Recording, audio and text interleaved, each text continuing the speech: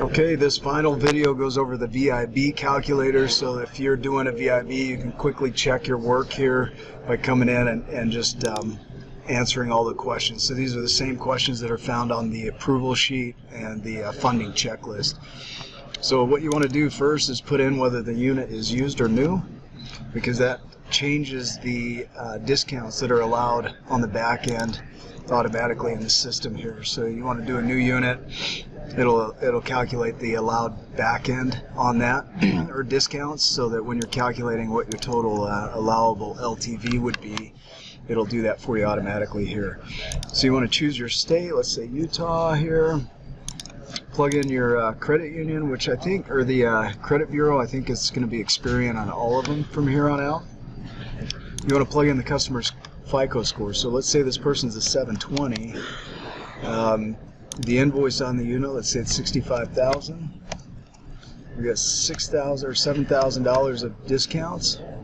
We only have $6,500 allowed, so it's going to plus the $6,500 or $65,000 plus the $6,500 to give us an LTV on the unit, and then it's going to create a max advance based on that LTV, and then also a max back advance. So it shows you right here the total allowable amount, the total advance on this deal based on the invoice in the back end.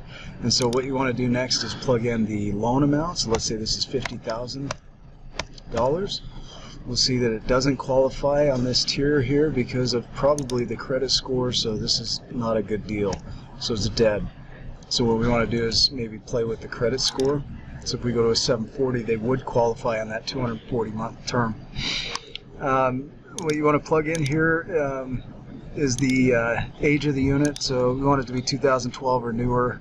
We'll just leave that alone. Anything older than that doesn't qualify. And then you want to plug in the down payment. Well, that's the down payment that would be required for this deal. Let's just say that. So $50,000, they would need to have $5,000 out of pocket. So it calculates that automatically. Then you want to plug in the miles. So if it's over 1,800 miles or a certain mileage, it might not qualify. Well, maybe not. So you can plug the miles in there. Just know that there's a qualification on the miles that you need to check on. There we go. So if the miles are too high, it's not going to qualify on the unit. So you want to make sure that the miles are right on this for it to qualify. So you can go up to 50,000 miles on this unit, still qualify. They're not full timers. If they were, it's going to kill the deal. So you want to make sure that's a no. If they've had a bankruptcy, it's going to kill the deal. So we want to have a no there. They need to have verifiable income. They need to have the trade-in owned by them completely.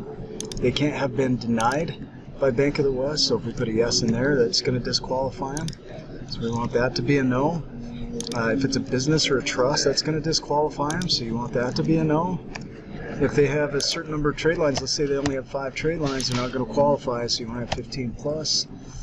Highest credit amount, let's say they only had 20,000. They're not going to qualify. You want to make sure you hit the minimums here.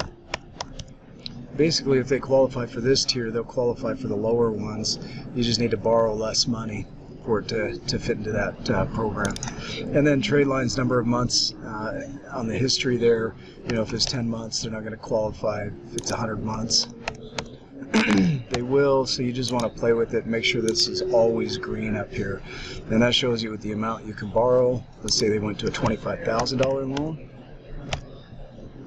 It automatically moves over to this tier, so you have a max of 180 months. If you wanted to go a $10,000 loan, it'll jump over again because they qualify. If they wanted to do, let's say, a $100,000 loan,